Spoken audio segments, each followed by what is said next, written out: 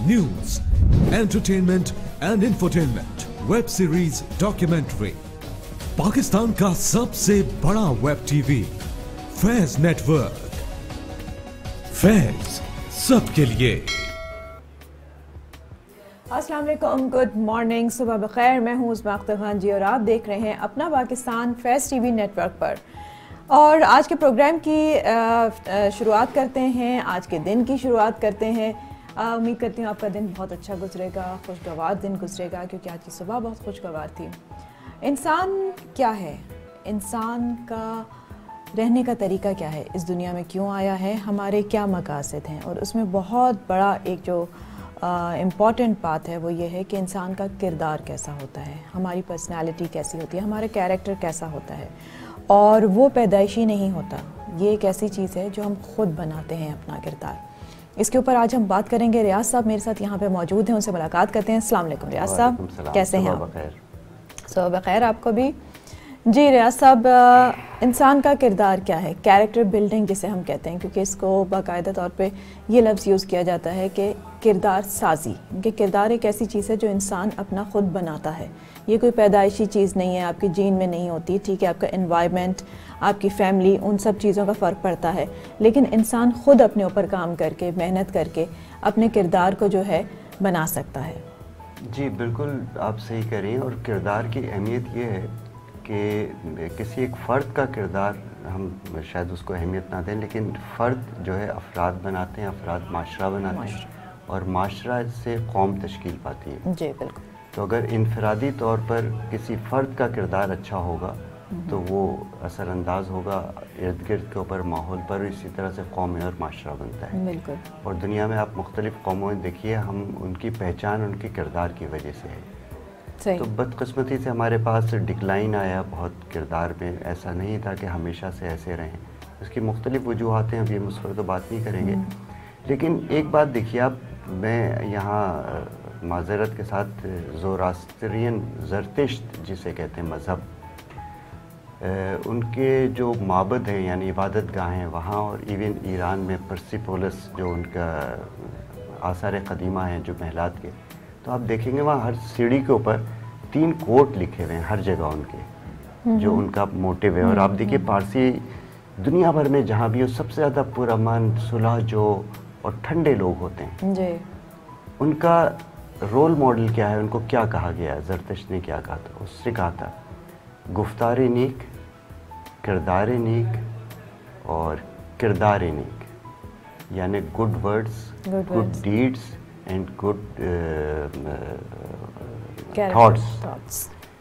अच्छी सोच, अच्छा किरदार और अच्छी ज़बान। अच्छी ज़बान। अच्छा, ये 3 चीज़ें अगर हम आप पैदा कर लें अपने आप, यानी हम मीठा मीठा बोलें, अच्छा सोचें, तो खुद ब खुद फिर हमारा किरदार ही नेक हो जाएगा, किरदार अच्छा हो जाएगा, नेक हो जाएगा, दूसरों के साथ हमारा रवैया बेहतर हो जाएगा। और ये कैसे होगा? जब हम पहले ये इस बात को रियलाइज़ करें, अपना एहतिसाब करें और अपने आप को अंदर से साफ़ करें। देखिए, आपने बर्तन धोया होगा ज़रूर, मैंने भी बर्तन धोए घर में, कोई ऐसी बात नहीं। अगर मैं आपसे पूछूं आप बर्तन को कहाँ से अच्छी तरह धोती हैं, नीचे तो आप कहेंगे अंदर से। अंदर से सबसे ज़्यादा, ऊपर से तो चमका लिया थोड़ा, जहाँ पे खाना चिपका हुआ होगा। क्यों हम करते हैं? अगर बर्तन अंदर से साफ नहीं होगा तो उसमें आप जो भी चीज़ डालेंगे वो ख़राब हो जाएगी। बिल्कुल ठीक है। इसी तरह से इंसान है, हम जब तक अपने आप को अंदर को साफ नहीं करेंगे तो हम चाहे कितनी अच्छी बातें सुन लें, वो अंदर जाकर उसी तरह गल सड़ जाएंगे, ख़राब हो जाएंगे। जैसे एक बर्तन में जो अंदर से ख़राब हो, उसमें आप कितनी ताज़ा चीज़ डालें वो ख़राब हो जाएगी, सड़ जाएगी। बिल्कुल। तो जब तक हम अपने अंदर को साफ ना करें, अंदर को कैसे साफ कर सकते हैं? अंदर को अपने आप को हम बेहतर किस तरह से कर सकते हैं? अंदर को साफ करने के लिए गुड थॉट्स, अगर आपके पास थॉट्स सही हैं, प्योर हैं, उनमें पाकीज़गी है, तो आप खुद ब खुद अंदर अपने आप को साफ करेंगे। एग्जीबिशन नहीं होना चाहिए। हमारे माशरे में इत्तेफाक से एग्जीबिशन बढ़ गया है। हम नेक बनना नहीं चाहते, मैं को आपको दिखाना चाहते हैं। हम नेक दिखना और नेक कहलवाना चाहते हैं अपने आप को, लोग हमको नेक कहें। उसके लिए हमने कुछ अपने गोल्स बना लिए कि हम मस्जिद में मैं जा रहा हूँ तो रियाज साहब बहुत अच्छे आदमी हैं, ज़रूरी नहीं कि अच्छे आदमी हैं, और रियाज साहब मस्जिद अब अगर पता नहीं नहीं जा रहे हैं रियाज तो साहब बुरे जा नहीं। किस नियत से रहे हैं मस्जिद में। ठीक है ना, तो ये एग्जीबिशन हो गया कब। सही। अब आप देखिए हमारे खुद मज़हब के हवाले से, मैं तो ऐसे जनरल देता हूँ लेकिन मज़हब के हवाले से बताऊँ कि मसलन नमाज है, जी नमाज के लिए किस चीज़ की पाकीज़गी ज़रूरी है? आपके जिस्म की पाकीज़गी। जी अगर जिस्म नापाक हो और कपड़े आपने कितने ही कलफदार पहने हुए हों, कितने ही कीमती पहने हों, नमाज तो नहीं होगी। लेकिन अगर आपका जिस्म पाक है और एक मज़दूर है, काम करते हुए फोड़ा रख कर गया है, वज़ू करके नमाज पढ़, तो क्या उसकी नमाज कबूल नहीं होगी? उसकी नमाज कबूल होगी।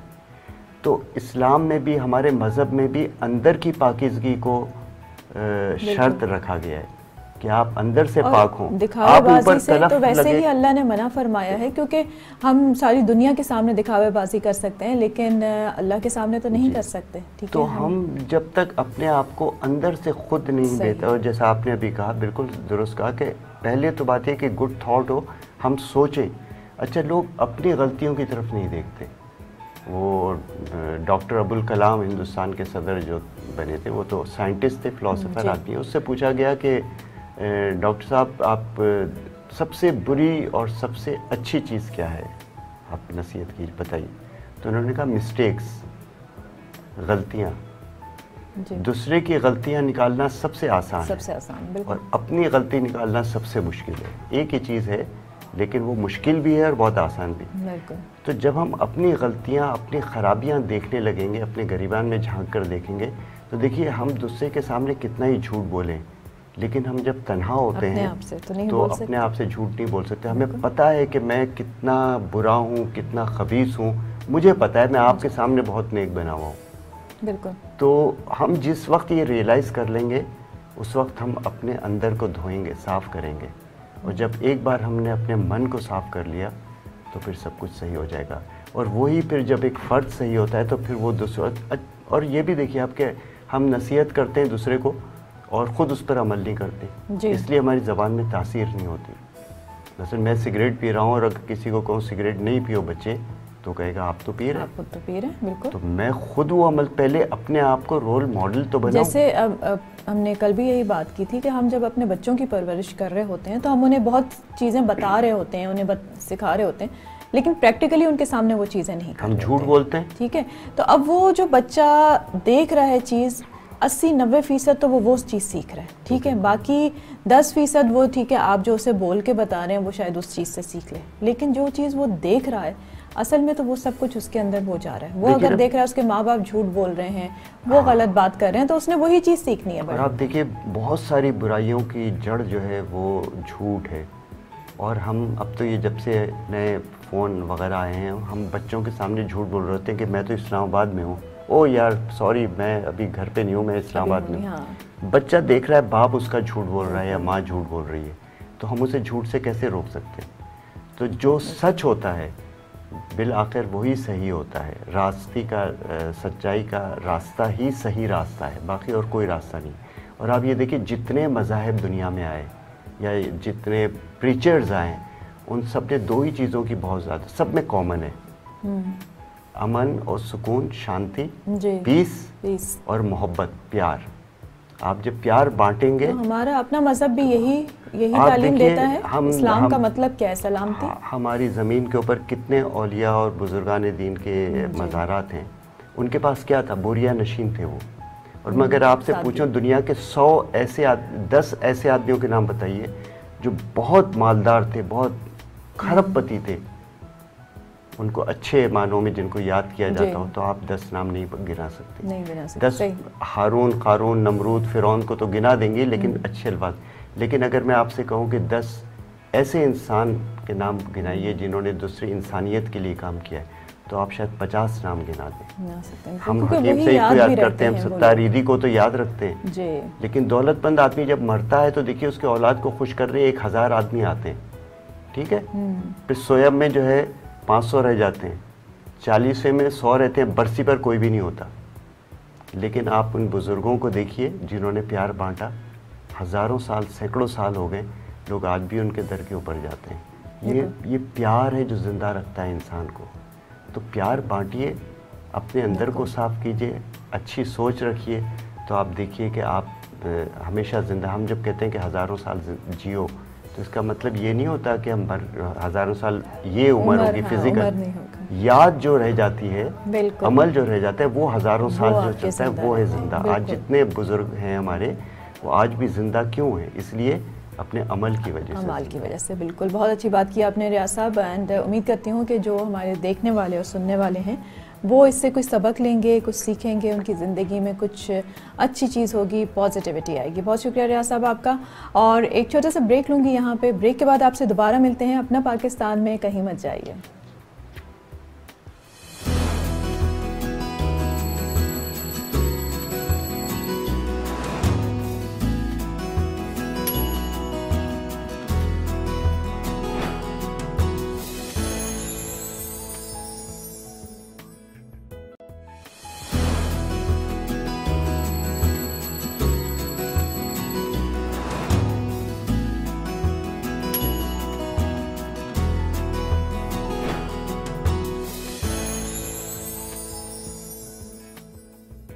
News, entertainment and infotainment, web series, documentary.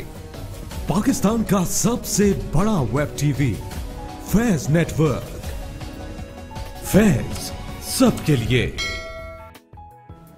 Welcome back. आप देख रहे हैं अपना पाकिस्तान। मैं हूं उस्मा और अब मेरे साथ स्टूडियो में मौजूद हैं अहमद शब्बर साहब। वेस्ट मैनेजमेंट करते हैं। वेस्ट मैनेजमेंट क्या है, किस तरह से इनको आइडिया आया ये सब काम करने का, इनसे बात करेंगे। क्योंकि हमारे शहर में, हमारे मुल्क में जगह जगह कचरे के ढेर पड़े होते हैं।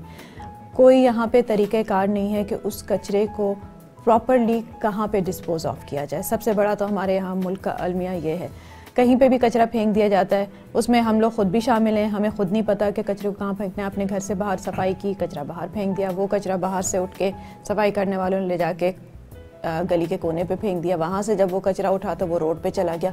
इस तरह से वो कचरा जमा होता रहता है, उसके ढेर बन जाते हैं, हर जगह गंद और गंदगी पता चलती है।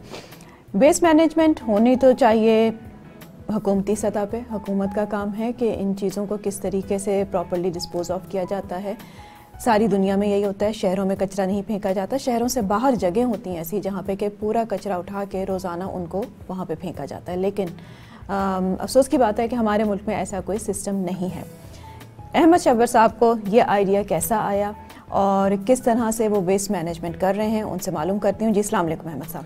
वालेकुम जी, thank you for having me on the show. बिल्कुल, थैंक्स फॉर कमिंग। मुझे ये बताइएगा कि आपको पहले तो आप थोड़ा सा एक्सप्लेन ये कर दें मेरे ऑडियंस को कि वेस्ट मैनेजमेंट है क्या, आसान अल्फाज में उनको ये समझाइए। वेस्ट मैनेजमेंट कचरे को ठिकाने लगाना, और जो उसमें से जो, और ठिकाने लगाने से ये मुराद नहीं कि सारा ही कचरा आप जो है ज़ाया कर दें। सही। जो चीज़ ज़ाया आप कर देते हैं वो कचरा बनती है। जिस चीज़ को आप दोबारा इस्तेमाल कर लें या रिसाइकिल कर लें तो उसको आप वापस सर्कुलर इकोनॉमी के अंदर लेके आ सकते हैं, वापस एज ए रॉ मटेरियल या रिसोर्स के तौर पे इस्तेमाल कर सकते हैं। सही। तो वेस्ट मैनेजमेंट में ये अंदाज़ा करना कि जी क्या चीज़ यूज़फुल है, क्या चीज़ जो है लैंडफिल के अंदर जाएगी, क्या चीज़ इंसिनरेट होगी, जल जाएगी, वो बहुत ज़्यादा यानी इम्पोर्टेंट है। और साथ में उसका ऑफ कोर्स कलेक्शन सिस्टम, जैसे आपने कहा कि बाहर जो है कितने सिस्टम होता है, तो घरों से ऑफ कोर्स डस्टबिन्स में आप करेंगे। प्राइमरी वेस्ट मैनेजर्स जो घर वाले होते हैं, फिर आपका डस्टबिन्स आता है, फिर आपकी गलियों की वेस्ट मैनेजमेंट होती है, वहाँ से कलेक्शन और ट्रांसपोर्टेशन सिस्टम होता है। फिर ट्रांसफर स्टेशंस और मटेरियल्स रिकवरी फैसिलिटीज़ होती हैं। ट्रांसफर स्टेशन जहाँ पे कचरा आके ठहरता है, और मटेरियल्स रिकवरी जहाँ पे आप फिर उसका जो है सॉर्टिंग करते हैं कि कौन सी चीज़ यूज़फुल है, कौन सी बेकार है। फिर लास्ट लैंडफिल, कि जहाँ पे जाके बेकार कचरा रख दिया जाता है, फिर वो या तो इंसिनरेट हो जाए या दबा दिया जाए, बैरी कर दिया जाए। ठीक है, ये बेसिक आसान है। तो आपको आइडिया कैसे आया? अब इसके ज़रूरत तो इस चीज़ की यहाँ पे बहुत है, लेकिन वही बात है कि आप तो अपने तौर पे कर रहे हैं ये काम, ठीक है। होना चाहिए ये काम गवर्नमेंट के थ्रू, ताकि एक मास लेवल के ऊपर ये काम हो, बट स्टिल एक स्टेप है, एक बहुत अच्छा स्टेप है। आपको आइडिया कैसे आया कि किस तरह से आपने सोचा तो होगा ऑब्वियसली कि मुझे ये काम करना चाहिए? जी जी, देखिए, मैं 2008 से 2016 तक अमेरिका में था। वहाँ पे जो पढ़ाई मेरी चल रही थी, और न्यूक्लियर रिएक्टर में काम किया था, कपल का इस तरह से और एक दो काम किए थे। तो जब उस वक्त भी खबरों में ये चल रहा था कि जी कचरे का बहुत बड़ा मसला है। बचपन में भी हमारे खबरों में देखते थे कि कचरे का बहुत बड़ा मसला है। फिर 2016 में जब वापस आने का मैंने जो कहते हैं इरादा किया पाकिस्तान वापस आने का, तब भी यही मसला चल रहा था। तो उसमें ऑफ कोर्स आलमगीर खान साहब भी जो कहते हैं आगे बात कर रहे थे कि जी कुछ ना कुछ इशू यानी सोल्यूशन निकले। सीएम साहब भी यही कह रहे थे, मेयर साहब भी यही कह रहे थे, मगर फिर साथ में वही होता था कि कौन करे, किस तरह से करें, and so on so fourth. तो कुछ स्टडीज़ मैंने की उसमें, रिसर्च रिएक्टर के न्यूक्लियर वेस्ट का तो मुझे ये नहीं कहते हैं, फिर भी अंदाज़ा था, एक्सपीरियंस था, 3-4 साल काम किया हुआ। फिर स्टडीज़ इसमें की, मैंने स्कैवेंजर्स को, जो अफगानी बच्चे हैं, उनको फॉलो करना शुरू किया, आपके स्वीपर्स को फॉलो करना शुरू किया, जाम छाकरा जो लैंडफिल है उधर पहुँचे, इब्राहिम हैदरी पहुँचे, फिर आहिस्ता आहिस्ता पूरा यानी KMC का सारा सिस्टम समझा। और ये फिर मैंने 2017 में फिर और रिसाइकलिंग का भी सिस्टम समझा, और 2017 में गार्बेज कैन अपनी रजिस्टर करवाई। सही। अच्छा, आपने जो कहा कि हुकूमत का वो है, इसमें देखें दोनों चीज़ें आए, बल्कि 3 एस्पेक्ट्स आए थे। एक तो हुकूमत, और फिर सिविलियंस के हम लोग किस तरह से कचरा डंप कर रहे हैं जी। दूसरा पब्लिक प्राइवेट पार्टनरशिप की बात आ जाती है। दुनिया भर में हुकूमत जो है या जो फेडरल गवर्नमेंट है वो आपकी गाइडलाइंस देती है, प्रोविंशियल गवर्नमेंट जो है आपकी वो रूल्स एंड रेगुलेशंस बनाती हैं, और फिर लोकल गवर्नमेंट जो है आपकी इम्प्लीमेंटेशन करती है। और इम्प्लीमेंटेशन में फिर वो प्राइवेट कंपनीज के साथ मिलके कर सकते हैं, जैसे आपको यहाँ पे जैसे चाइनीज कंपनीज हैं, टर्किश कंपनीज हैं, हम हैं या और हैं।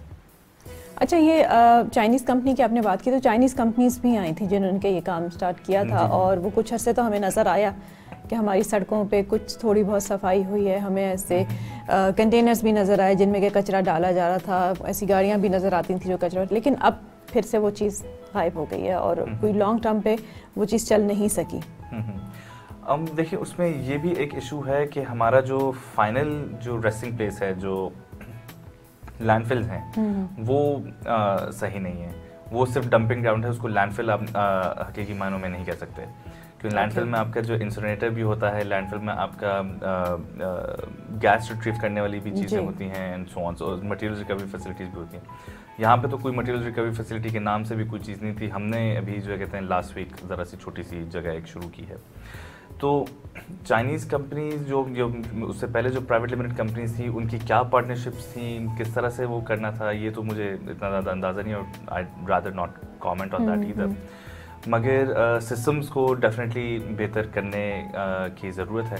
अब फॉर एग्जांपल हमारे डस्टबिन्स भी आते हैं, डस्टबिन भी लोग चोरी करके ले जाते हैं, तो वो भी अच्छा खासा बड़ा लॉस उनकी प्राइवेट लिमिटेड कंपनी के लिए होता है कि वो हज़ारों अगर डस्टबिन वो रखें, वो बल्कि हुकूमत के लिए भी इसी तरह से लॉसेस होते हैं। मगर फिर ट्रांसफर स्टेशंस जो 6-7 बनने थे वो सही तरीके से नहीं बने, तो कचरा कुंडियाँ जगह जगह उन पे हैं। उसमें ये भी आ जाता है, देखें कि रिसाइकलिंग और वेस्ट मैनेजमेंट 2 चीज़ें हैं यहाँ पे, अनफॉर्चुनेटली 2 अलग अलग चल रही हैं, जबकि किसी भी प्राइवेट लिमिटेड कंपनी की सक्सेसफुल होने के लिए इन दोनों बराबर साथ में चलनी चाहिए। अच्छा, ठीक। रिसाइकलिंग हमारे स्कैवेंजर्स करते हैं, जो इनफॉर्मल इंडस्ट्री है, जो अफगान जो आप कम्युनिटी देखते हैं, और वेस्ट मैनेजमेंट की जिम्मेदारी फिर प्राइवेट लिमिटेड कंपनी में आती है। Right. Recycling is raw materials basically, तो उसमें से अच्छा खासा आपका रेवेन्यू जनरेट हो सकता है, एक्स्ट्रा रेवेन्यू जनरेट। क्या आप काम की चीज़ें निकाल लें उसी कचरे में से, बिल्कुल कर सकते हैं। तो अगर वो पहले ही अगर स्कैवेंजर्स आके निकाल जाएं, और आप देखते हैं कि डस्टबिन के बाहर जो कहते हैं वो कचरा करके चले जाते हैं, और रिसाइकल आइटम्स कार्डबोर्ड,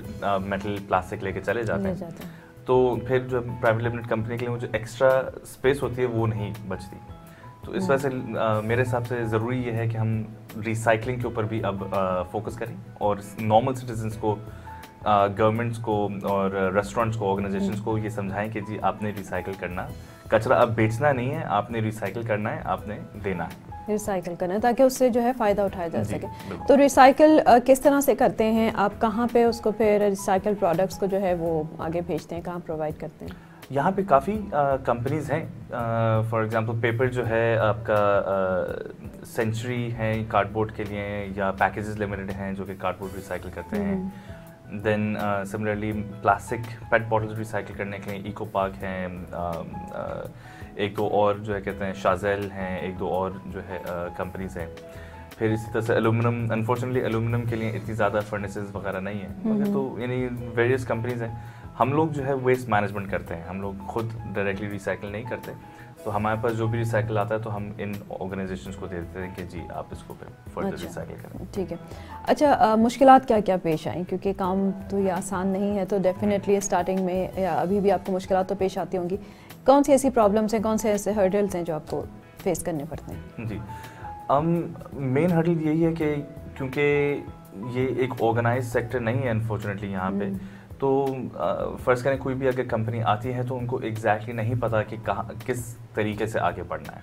तो पिछले 3-4 साल तो जो है कहते हैं हमें यही समझने में लगा कि प्रोसेस यानी सॉलिड वेस्ट मैनेजमेंट तो कोई मसला नहीं है, वो तो समझ में आती है, मगर के right way of doing it with in the system जो कहते हैं वो समझने में टाइम लगा। मगर उसमें भी फिर ऑफ कोर्स जो स्कैवेंजर्स में फिर माफिया भी आ जाती है आपकी, उसमें आपके जो है कहते हैं कुछ जगहों पे करप्ट ऑफिशियल्स भी इन्वॉल्व हो जाते हैं जी। फिर आपको ये नहीं पता होता कि इंडस्ट्री में कौन, फॉर एग्जांपल प्लास्टिक की बॉटल्स के जो है कहते हैं पिनिकल फाइबर भी पेट बॉटल्स रिसाइकिल करते हैं, तो वो स्लो एंड स्टडी आपको फिर समझ में आहिस्ता आहिस्ता आप सीखते हैं। अच्छा, प्लास्टिक एक ऐसा मटेरियल है जो कि पूरी दुनिया के लिए जो है बड़ी अलार्मिंग एक सिचुएशन है, क्योंकि उसको रिसाइकल नहीं किया जा सकता। ठीक है, कुछ इस तरह का मटेरियल अब आ गया है जिसको कि आप रिसाइकल कर सकते हैं, जैसे कि प्लास्टिक बॉटल्स जो हैं उनको अब किया जा सकता है रिसाइकल, लेकिन इसके अलावा भी हमारे यहाँ दुनिया भर में तो बहुत हद तक कम हो गया है। बहुत से मुल्कों में प्लास्टिक को बिल्कुल बैन कर दिया गया है, लेकिन हमारे यहाँ प्लास्टिक बैग्स बहुत कॉमनली यूज़ होते हैं। ठीक है, कई दफ़ा कैंपेन्स चली हैं कि नहीं पेपर बैग्स को यूज़ किया जाए, लेकिन वो फिर बांद होंगी क्योंकि कॉस्ट में काफ़ी फ़र्क आता है। तो बहुत सी जगहों पे अभी प्लास्टिक बैग्स यूज़ होते हैं और ज़ाहिर है हमारे घरों में भी आते हैं, उसके बाद हम उनको फेंक देते हैं। जगह जगह एनवायरनमेंट के लिए वो बहुत ज़्यादा ख़तरनाक है। उसका क्या हल निकल सकता है? कुछ आपके दिमाग में कोई आइडिया है? या उसको रिसाइकल तो ऑब्वियसली वो नहीं हो सकता, लेकिन उसको प्रॉपरली हम किस तरीके से जो है डिस्पोज ऑफ कर सकते हैं? देखें, रिसाइकल होने में और बायोडिग्रेडेबल होने में फ़र्क है। बायोडिग्रेडेबल प्लास्टिक नहीं है कि खुद ऑटोमेटिकली वो जैसे ऑर्गेनिक मटेरियल्स हैं जो सड़के पे जो है कहते हैं मिट्टी में मिल जाते हैं, उस तरह से बायोडिग्रेडेबल नहीं होता प्लास्टिक। ऑफ कोर्स उसमें फिर आप कुछ केमिकल्स वगैरह डाल के उसको तोड़ सकते हैं, मगर तब भी वो माइक्रो प्लास्टिक्स में तब्दील हो जाता है जो कि फिर एग्जिस्ट करते हैं 400 साल 1000 साल। मगर उसको ब्रेक डाउन आप ज़रूर कर सकते हैं। आप उसको पिघला के ऑयल बना सकते हैं उसमें से, जैसे प्लास्टिक पायरोलिसिस कहलाता है वो, उसमें से आप जो है केरोसिन या डीजल या हमारे यहाँ कुछ काम हो रहा है इस तरह का? यहाँ नहीं, यहाँ पे तो इतना ज़्यादा काम नहीं है इसमें, मगर यहाँ पे रिसाइकलिंग ज़रूर हो रही है प्लास्टिक के बैग्स में, मगर उस पर भी डिपेंड करता है कि उसकी थिकनेस क्या है। हमारी जो प्लास्टिक की थैलियाँ जो आप देखते हैं जो एक तो इतनी ज़्यादा तादाद पे और ओवर यूज़ होती हैं बेसिकली, कि अगर प्लास्टिक की बोतल की में पानी भी अगर कोई लेने जाए तो वो जो है प्लास्टिक की थैली के अंदर दे दी जाती है। तो जी आपके पास एक हाथ है, आपके पास जो कहते हैं बोतल भी आप उसी हाथ से पकड़ेंगे और थैली भी उसी हाथ से पकड़ेंगे। तो मैं जब ये कहता हूँ कि जी से नो टू प्लास्टिक, तो मैं कहता हूँ से नो टू एक्स्ट्रा प्लास्टिक। आप प्लास्टिक की थैली को मना कर दें कि नहीं जी मुझे नहीं ज़रूरत है, मगर अगर आपको प्लास्टिक की बोतल बहुत ज़्यादा इस्तेमाल करनी है, वैसे तो आप उसको भी अगर मना कर सकें, आप मेटल की बोतल इस्तेमाल करें। अगर हम आप थोड़े से नुकसानात जो हैं लोगों को बता सकें कि प्लास्टिक के नुकसानात क्या हैं, ताकि अवेयरनेस आए लोगों में, क्योंकि वही बात है कि हमें इतनी ये चीज़ आसान है और कैजुअल है कि हम जाते हैं लेके कोई भी चीज़, अगर हमने एक छोटा सा कोई पैकेट भी लिया है तो वो भी हमें शॉपकीपर जो है वो प्लास्टिक के बैग में डाल के देगा और वो हम लेंगे, उसके बाद हमने वो चीज़ यूज़ करी, प्लास्टिक का बैग वहीं पर फेंक देना है। ठीक है, या अगर उसको हम प्रॉपरली डस्टबिन में भी फेंकते हैं तो वो उसके बाद भी वो जो है दुनिया के लिए एक अजाब ही बना रहता है। थोड़ा सा लोगों को ये बताइएगा इसके नुकसानात क्या क्या हैं, किस तरीके से हम प्लास्टिक का यूज़ जो है उसको कम कर सकते हैं। बिल्कुल ख़त्म तो नहीं कर सकते, लेकिन अपनी हद में रह के अपनी ज़ात तक हम उसको किस तरह से उसका इस्तेमाल कम से कम कर सकते हैं। देखिए, नुकसानात में तो 2-3 चीज़ें मैं आपको क्विकली वो बता दूं, क्योंकि बायोडिग्रेडेबल नहीं है, वो टूटता नहीं है, तो जो नालों में तो हमें कॉमनली नज़र आता है। तो जो अर्बन फ्लडिंग होती है वो बेसिकली उस वजह से होती है। जो हम कहते हैं कि उसमें से बोरियां मिल रही हैं हमें, गटों में से बोरियां मिल रही हैं, तो बोरियां प्लास्टिक की जो कहते हैं बोरियां ही होती है, वो जमा इतना हो जाता है, तो जमा हो जाता है, तो उस वजह से आगे जाना। फिर हमारी जो नदियों में से जो प्लास्टिक जा रहा है अरेबियन सी में, लियारी नदी के ज़रिए एक ओशंस क्लीनअप के नाम से वेबसाइट है, उस पर अगर आप जाके देखें, लियारी नदी के ज़रिए 2000 टन सालाना प्लास्टिक जा रहा है हमारे समंदर के अंदर, और कोरंगी नदी के जरिए 222 टन सालाना प्लास्टिक जा रहा है हमारी समंदर के अंदर। जब समंदर के अंदर पहुंचता है और वो जो है कहते हैं पत्थरों से टकरा के या किसी चीज़ से टकरा के जो है कहते हैं छोटे छोटे हिस्सों में बनता है, मछली उसको खाती है, मछली हम खाते हैं, तो वो डायरेक्ट हमारे अंदर आता है और वो कार्सिनोजेनिक है, कैंसर कॉजिंग है, क्योंकि आपका ऑयल से बना हुआ होता है। आप ऑयल तो क्रूड ऑयल तो नहीं खाते, आप एडिबल ऑयल जो कहते हैं आप खा रहे होते हैं। या जो साबुत रह जाता है प्लास्टिक, वो कछुओं के गर्दनों में या जो कहते हैं फंस जाता है या आपकी मछलियों के गर्दनों में फंस जाता है एंड सो ऑन। आप देखते हैं कि असल में मसला ये साहब कि हम लोग अगर जैसे आप ये नुकसानात बता रहे हैं, हम लोग इतने सेल्फिश हो चुके हैं कि हम इस बारे में नहीं सोचते। ठीक है, हम सोचते हैं अच्छा पानी में जा रहा है ना, मछली मरेगी, चलो मर गई, कुछ हो गया। लेकिन जब तक हमें खुद अपने ऊपर किसी चीज़ का नुकसान नज़र नहीं आता, हमें ये नहीं लगता कि उसका डायरेक्टली या इनडायरेक्टली हमारे अपने ऊपर उसका कोई नुकसान होगा, हम उसको तवज्जो नहीं देते। ठीक है, अब जैसे आपने बताया कि अगर मछली खा रही है और उसके छोटे छोटे पार्टिकल्स भी खा रही है, वो उसके अंदर भी रहेंगे, वो मछली जब आप खाएंगे तो वो आपके अंदर भी जाएगा और वो एक तरह का पॉइजन ही है। उससे कैंसर हो सकता है और मुख्तलिफ किस्म की बीमारियाँ हो सकती हैं। कोशिश कीजिए कि इन चीज़ों का इस्तेमाल जितना कम से कम कर सकते हैं वो कीजिए। होना तो ये हुकूमती लेवल पे चाहिए कि इन चीज़ों को मुसलसल बैन कर देना चाहिए, लेकिन वही बात है कि पैसों की बात आती है। अगर हम पेपर का इस्तेमाल करें वो थोड़ा महंगा पड़ता है, तो उस वजह से उसको इस्तेमाल नहीं किया जाता। प्लास्टिक की थैलियाँ बहुत आसान हैं, बहुत सस्ती हैं, उनका इस्तेमाल कर लिया जाता है। लेकिन अगर हम कम से कम प्लास्टिक की थैलियाँ इस्तेमाल करें, अगर बहुत ज़्यादा ज़रूरत हो तो करें, वरना उसको इस्तेमाल नहीं कीजिए। आपके अपने फ्यूचर के लिए ये चीज़ अच्छी है, क्योंकि सिर्फ हमने ये ज़िंदगी अपनी ही नहीं गुजारनी 50, 60, 80 साल की, उसके बाद आगे नई जनरेशन आएगी, नई जो हमारे बच्चे हैं उन्होंने ये दुनिया चलानी, तो हमें उनके बारे में सोचना है। क्योंकि अब वाकई में ज़मीन की जो एक अगर हम पोल्यूशन देखें और जो भी हमारी कंडीशन है वो अलार्मिंग कंडीशन हो चुकी है। जिस कदर पोल्यूशन यहाँ पे बढ़ चुका है, जिस कदर गंद कचरा बढ़ चुका है, तो उसको हमने अभी से ही कंट्रोल करना है।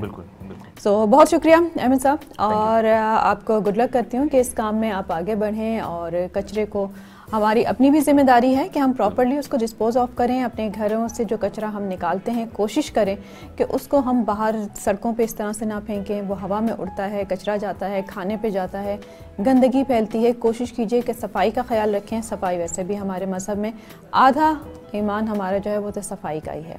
तो साफ़ रहिए, चीज़ों का ख्याल रखिए, प्लास्टिक से दूर रहिए, कोशिश कीजिए कम अज़ कम प्लास्टिक इस्तेमाल करें। एक ब्रेक लूँगी, उसके बाद आपसे दोबारा मिलते हैं अपना पाकिस्तान में।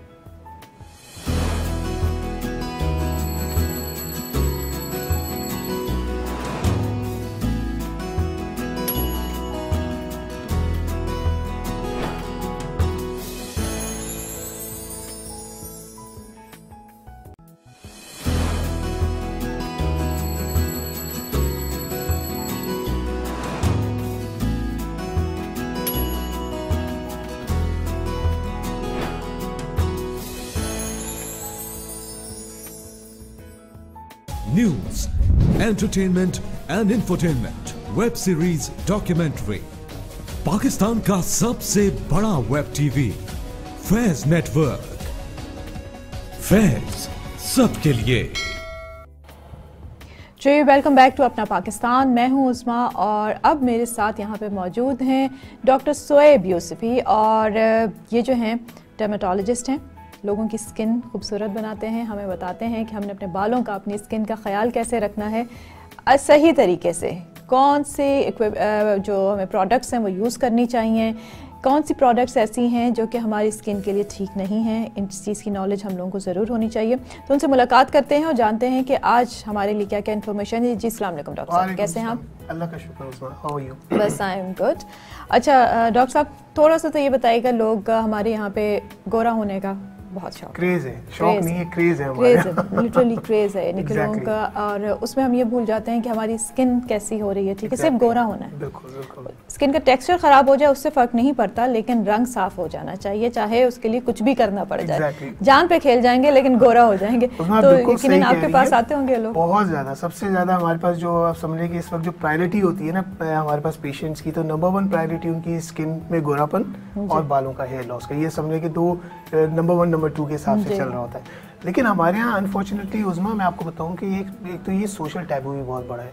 हमारे यहाँ जो सोशल मसाइल हैं उनकी वजह से भी माँ बाप बड़े परेशान रहते हैं कि जी बच्ची का रंग अगर हल्का है तो उसके इश्यूज आपको पता है कि शादी के बाद 10 मसाइल होते हैं। तो एक तो ये मजबूरी वाली बात है कि जिसमें वो आते हैं और तो मैं तो बल्कि उनको एक तरह से जो पेरेंट्स हैं ना उनको मैं डीमोटिवेट करता हूँ इस चीज़ में। कहता हूँ कि आपकी बच्ची का रंग बहुत अच्छा है, सांवला रंग दुनिया का बेहतरीन रंग होता है, बहुत सारे मसाइल से बच रही होती है वो, लेकिन उनके यहाँ वही मसला है कि जी फैमिली आएगी तो देखेगी जी लड़की का रंग हल्का है, तो अब उनके माइंड में वही चीज़ें चल रही होती है। वही बात है कि इस चीज़ को तो पहले ये है कि हमारी सोसाइटी को अपनी सोच जो है उसको बहुत बदलने की ज़रूरत है कि रंग जो भी है अल्लाह ताला ने अता किया है, ठीक है, लेकिन अच्छा उसमें यह है कि पैदाइशी तो एक रंग होता ही है, सही है, हम उसका ख्याल नहीं करते, ठीक है। माँ बाप को अगर ये मसला हो रहा होता है कि उनकी बच्चे का रंग ख़राब है तो बचपन से वो बिल्कुल ख्याल नहीं करेंगे उसका, और जब शादी की उम्र आएगी तो उस टाइम वो भी रियलाइज़ करेंगे, वो शख्स खुद भी रियलाइज़ करेगा कि मेरा तो रंग बहुत काला हो गया।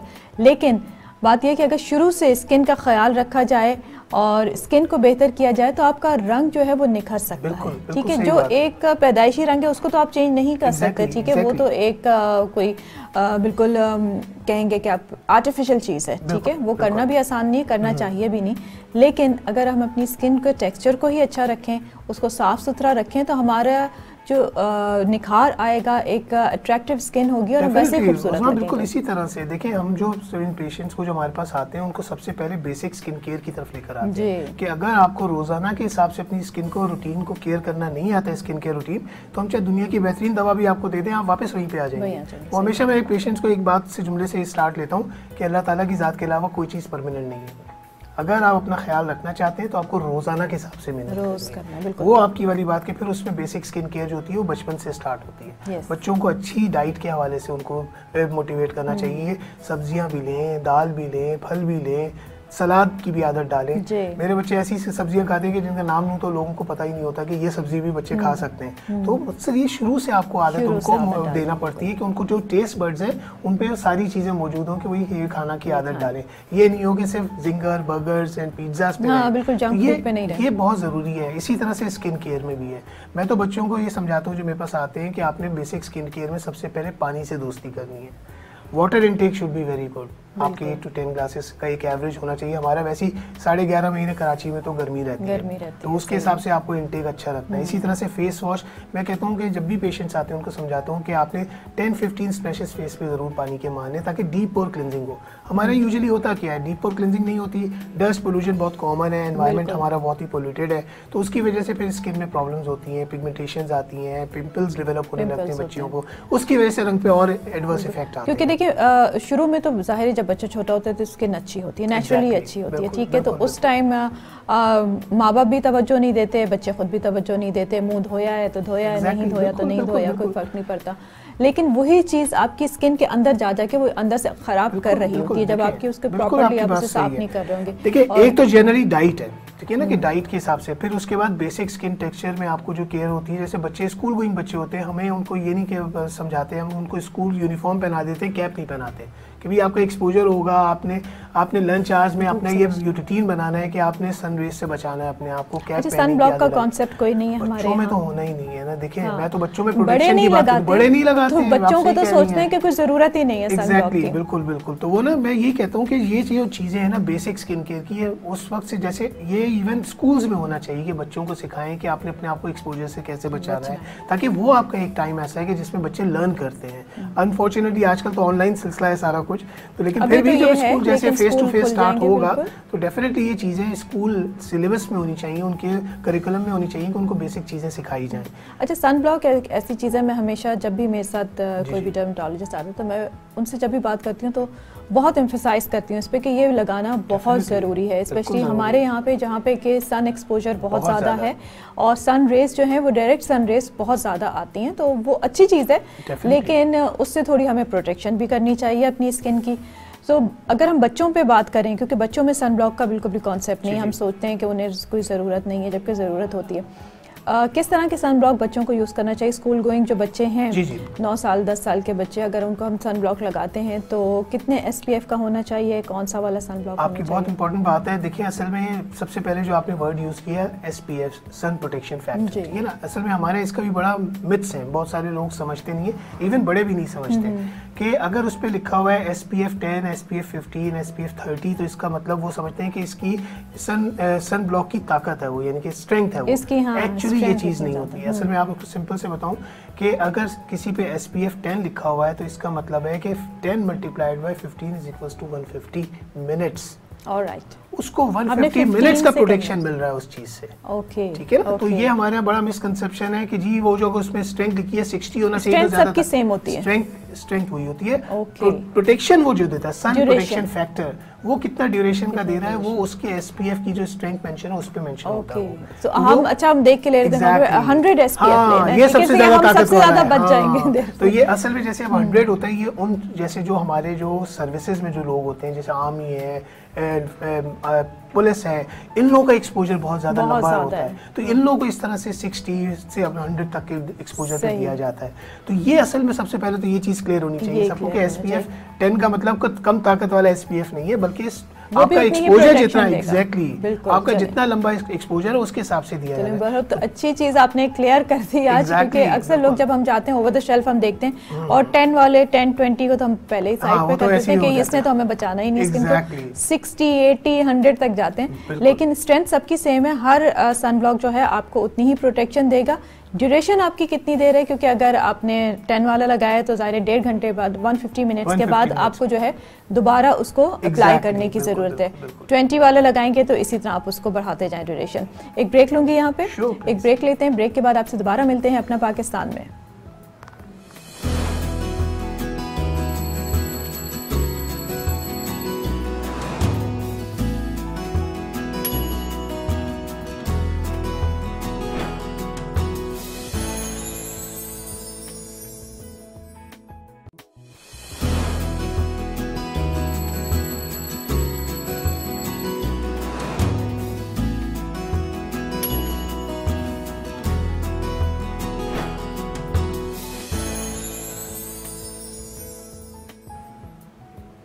वेलकम बैक, आप देख रहे हैं अपना पाकिस्तान और मेरे साथ डॉक्टर सोएब यूसुफ यहाँ पे मौजूद हैं। बात हम करें स्किन केयर के हवाले से। ब्रेक पे जाने से पहले हमने बात की सन ब्लॉक का इस्तेमाल कितना ज़रूरी है, सिर्फ बड़ों में नहीं बच्चों में भी तो सन ब्लॉक यूज़ करने की आदत डालिए, स्पेशली वो ख़वातीन जो कि घरों में रहती हैं और वो समझती हैं कि वो घर से बाहर नहीं निकलती, उनका सन एक्सपोजर नहीं है तो उन्हें सन ब्लॉक की ज़रूरत नहीं है। ऐसा नहीं है, सन ब्लॉक आपको हीट प्रोटेक्शन भी देता है, क्योंकि जब आप किचन में जाती हैं, काम करती हैं, आप घर का भी काम कर रही होती हैं तो गर्मी लगती है, पसीने आते हैं, तो उससे भी, उस हीट से भी आपने अपनी स्किन को बचाना है। और उसके लिए डेली रूटीन में सबसे आसान तरीका ये है, सुबह जब आप उठें आपने अपना मुंह धोया है, फेस वॉश इस्तेमाल कीजिए, उससे अपना मुंह धोइए, उसके बाद टोनर लगाएं, उसके बाद सन ब्लॉक अप्लाई कर लें। वो आपके रहेगा, आपने जितने SPF का यूज़ करना है आधा दिन वो आपका निकाल देगा। अगर आप ज़्यादा SPF यूज़ करते हैं तो आप पूरा दिन उसको लगा के रख सकती हैं। सो सन ब्लॉक के ऊपर तो हमने बात की, ठीक है। एक और चीज़ बहुत है, साबुन का इस्तेमाल।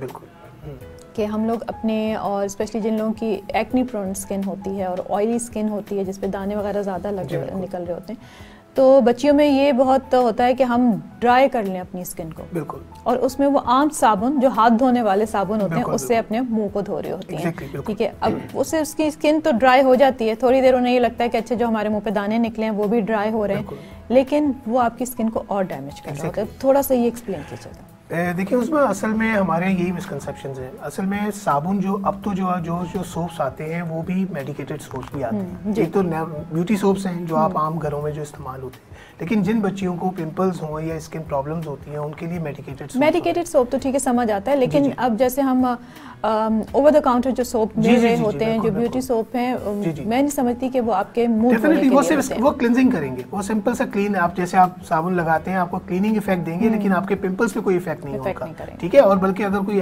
ऐसे आप साबुन यूज करिए जो बहुत ज्यादा स्किन को ड्राई करे तो वो बल्कि ओवर ड्राइंग करेंगे, उसकी वजह से भी आपको प्रॉब्लम होगी। ये नहीं समझे कि वो पिंपल्स को ड्राई कर रहे हैं, वो स्किन को ड्राई कर रहे होते हैं। तो जैसे वेदर आता है, ये विंटर्स आते हैं हमारे, तो हमारे पास जो पेशेंट्स आते हैं पिंपल्स वाले, वो कहते हैं कि ड्राइनेस बहुत हो रही है, उसकी वजह से पिंपल्स बढ़ रहे हैं। डेफिनेटली होता है ऐसा, स्किन इरिटेट होगी, वो स्क्रैच करेंगे, फिर वहाँ पे प्रॉब्लम स्टार्ट होगी, तो प्रोपाइनोबैक्टीरियम एक्ने ग्रो करेगा और फिर पिंपल्स बन जाएगा। तो यही असल चीज़ है कि आपकी अकॉर्डिंग टू योर स्किन आजकल सोप्स अवेलेबल होते हैं कि नॉर्मल स्किन के लिए कौन सा है, ड्राई स्किन के लिए कौन सा, ऑयली स्किन के लिए कौन सा है। ये मैं रेगुलर सोप्स की भी बात करूँ, normal to all skin types भी आते हैं, तो उसमें ऐसे न्यूट्रिएंट्स यूज होते हैं, यानी कि ऐसे इंग्रेडिएंट्स यूज होते हैं कि जो हर किसी को स्किन को एडवर्स इफेक्ट नहीं दे सकते। तो ये जरूर देखा करें कि किस तरह का साबुन यूज कर रहे हैं, अगर साबुन की बात कर रहे हैं तो। वरना तो आजकल तो जो कॉन्सेप्ट है वो ये है कि ओवर द काउंटर आजकल बहुत अच्छे फेस वॉशेज भी मिलते हैं जो आपकी स्किन की प्रॉब्लम के हिसाब से होते हैं, आप उनको भी यूज कर सकते हैं ऑल्टरनेटिवली। बाकी बॉडी पे बेशक सोप यूज कीजिए, इतना एडवर्स इफेक्ट नहीं होंगे। फेस एरिया के लिए आपको ओवर द काउंटर जो है वो एक्नी प्रोन स्किन के हिसाब से फेस वॉश मिलते हैं, उसको देखिए पड़िए अपनी स्किन का हिसाब से आप चीज़ यूज कीजिए, क्योंकि वही बात है कि स्किन आपकी अच्छी होनी चाहिए, जब भी आपका चेहरा भी अच्छा लगेगा।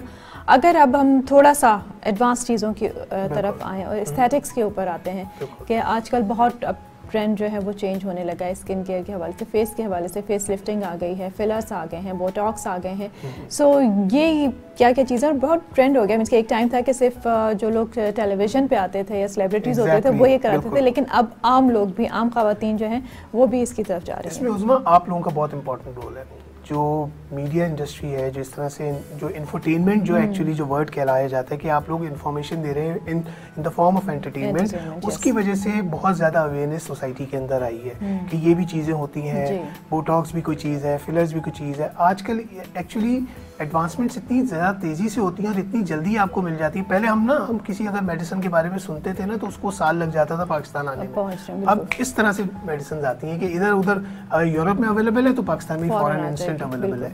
तो इसी की वजह से जो एस्थेटिक डर्मेटोलॉजी है वो बहुत आगे जा रही है। हम इसको एस्थेटिक डर्मेटोलॉजी या एस्थेटिक कॉस्मेटोलॉजी कहते हैं, जिसके अंदर अगर आपको एंटी एजिंग इफेक्ट्स चाहिए तो फिलर्स, बोटॉक्स बहुत मौजूद है। बोटॉक्स के बारे में बता दूं कि बोtulinum टॉक्सिन जो होता है ये एक तरह से आपके जो फ्राउन लाइंस होती हैं या जो ये आपके ग्लैबुलर लाइंस हैं। फिलर्स एंड बोटॉक्स में फ़र्क क्या है? हाँ, क्योंकि दोनों ही इंजेक्ट किए जाते हैं आपकी स्किन में। देखिए, फिलर्स जो होते हैं वो हाइलुरोनिक एसिड बेस्ड होते हैं। हाइलुरोनिक एसिड एक ऐसा आपका सीमेंटिंग प्रोटीन है जिसको आप जब ऐसे स्माइल लाइंस आ रही हैं इधर लगाएंगे, मेरिनेट लाइंस पे लगाएंगे तो वो इसको फिल कर देगा, ठीक है ना। तो और वो जो आपको जो जिसकी वजह से डीप लाइंस आ रही थी वो मिनिमाइज हो जाएंगे। बोटॉक्स एक बोटुलियम टॉक्सिन एक होता है, उसमें भी प्रोटीन होता है, वो आपके मसल्स को रिलैक्स यानी कि एक तरह से पैरालाइज कर देता है for certain period of time. वो ज्यादातर लगाया जाता है फोरहेड पे, क्रो फीट्स पे, अंडर आइज लगाते हैं जहाँ पे लाइंस आती हैं, एग्जैक्टली इवन नेक लाइंस पे भी दिया जाते हैं, वो बड़े एहतियात से देते हैं उसको।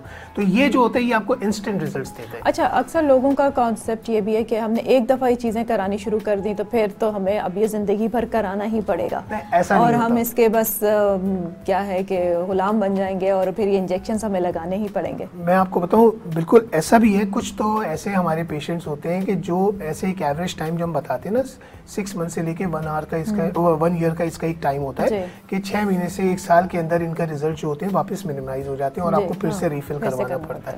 लेकिन हमारे पास ऐसे भी होते हैं जैसे आपने बताया कि जो है वो एडिक्ट हो जाते हैं, वो कि हल्का सा बोटॉक्स का असर कम हो रहा होगा, फौरन आ जाएंगे डॉक्टर साहब फिर से लगा दें। अच्छा, इनके कोई एडवर्स इफेक्ट नहीं है। ओवरडू करने से ये आप नहीं समझें कि इनके अल्लाह ना करे कोई नुकसानात हैं, लेकिन ये कि जब बहुत ज़्यादा आप ओवरडू करते हैं तो उसकी वजह से कुछ प्रॉब्लम्स आती हैं जो हम पहले पेशेंट को समझाते हैं कि इतना ओवरडू ना करें, उसका पूरा स्ट्रेंथ तक का टाइम और एक ये है कि आपका जो नेचुरल लुक है वो भी खत्म होने लगता है। हम आपको चिंपैंजी फेस नहीं बनाना चाहते, प्लास्टिक फेस नहीं देना चाहते, एक नेचुरल फेस देना चाहते हैं जो लोगों को समझ में जब आ रहा है तो उस तरह से लेते हैं। तो अच्छा, हाइलुरोनिक एसिड जो आपने कहा आजकल ये बड़ा एक प्रॉब्लम होता जा रहा है। अब तो क्रीम्स ऐसी आ गई हैं, सीरम्स ऐसे आ गए हैं, तो उनका कितना इफेक्ट है? अगर हम कोई क्रीम जैसे नाइट क्रीम यूज करते हैं, नाइट क्रीम्स बहुत जरूरी थी इसलिए क्योंकि पूरी रात वो आपकी स्किन के अंदर वो काम करती रहती हैं।